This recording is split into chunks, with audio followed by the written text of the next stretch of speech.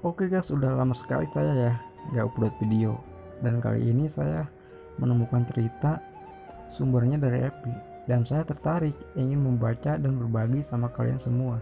Dan kayaknya ini sih kisah nyata tentang rumah tangga gitu.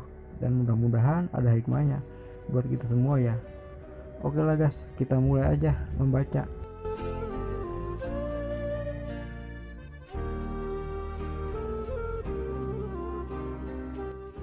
Kehilangan istri. Usia pernikahan kami sudah memasuki tahun ke-7. Pasang surat ombak badai pernikahan sudah sering terjadi. Mungkin yang dimaksud adalah cobaannya. Tapi syukur semua dapat dilalui dengan baik. 5 tahun pertama menjadi titik terberat ketika kami yang notabene masih pasangan muda belum memahami karakter masing-masing. Aku yang pendiam berbanding terbalik dengan istriku yang gerusa-gerusu dan ceplas-ceplos. Aku yang masa bodoh terhadap omongan orang lain, berbanding terbalik dengan istriku yang gampang sakit hati kalau dapat omongan miring sedikit dari orang lain.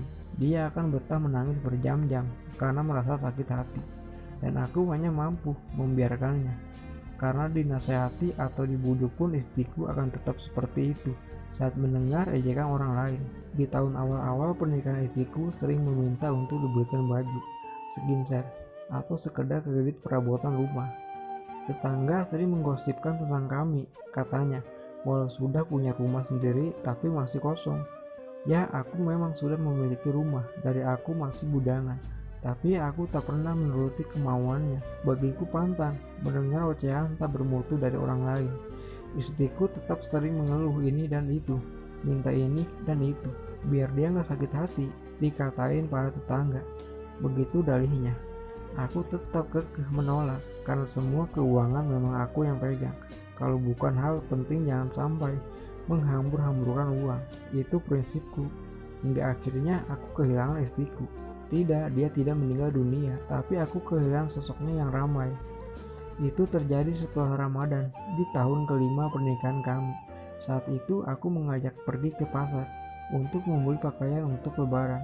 Kami sudah lelah berkeliling pasar, tapi belum juga mendapatkan baju untuknya.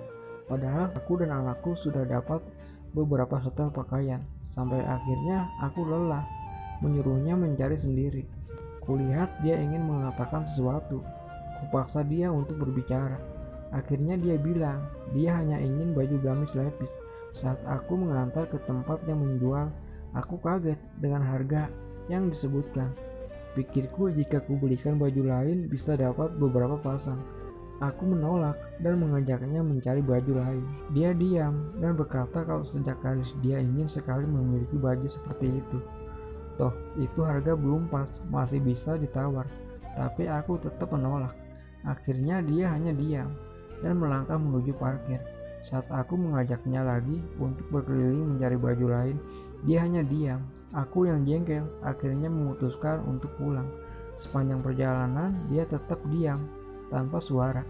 Sesaat kulihat spion motor, wajahnya sudah bersimbah air mata. Ada penyesalan di dalam hatiku, tapi sudah terlanjur separuh perjalanan untuk kembali ke pasar. Aku berniat nanti saja akan kuberi dia uang untuk membeli baju kesukaannya itu sendiri.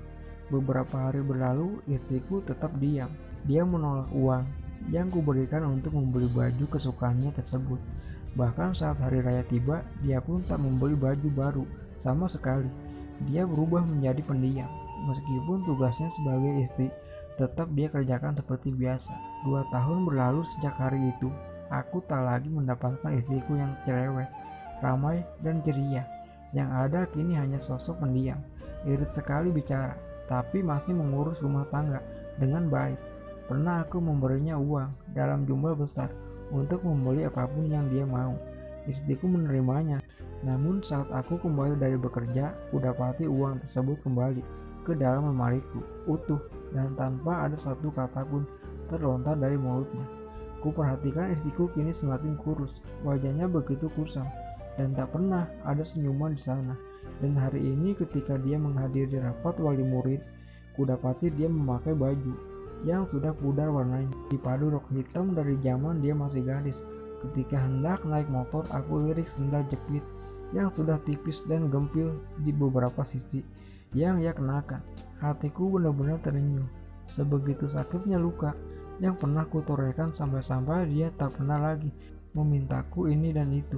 Hujan membuatku lari tergopoh-gopoh untuk mengambil jemuran. Tiba-tiba tanganku tertusuk benda tajam, sebuah peniti di berat istriku. Kupandangi baju-baju yang ada semua pun sudah pudar dan beberapa ada yang berbintik hitam. Mungkin karena cuci kering pakai oleh istriku, sedangkan pakaianku semuanya bersih tanpa noda. Sakit hati ini begitu terasa. Maafkanlah aku istriku, aku menunggunya pulang. Dan saat dia pulang, aku semakin merasa sakit luar biasa. Istriku pulang dengan membawa tabungan 20 juta. Diserahkannya uang itu kepadaku. Saat aku tanya uang dari mana, dia hanya menjawab, bukannya itu uangmu, uang yang kamu beri untuk makan aku dan anakku, tapi tak pernah kupakai, dan aku pun tak pernah mengambilnya untuk keperluanku, karena aku tahu uang itu terlalu haram jika kugunakan untuk kebutuhanku sendiri. Jadi kukembalikan sisa-sisanya, ucapnya dengan buliran bening menyembul di sudut mata sayunya.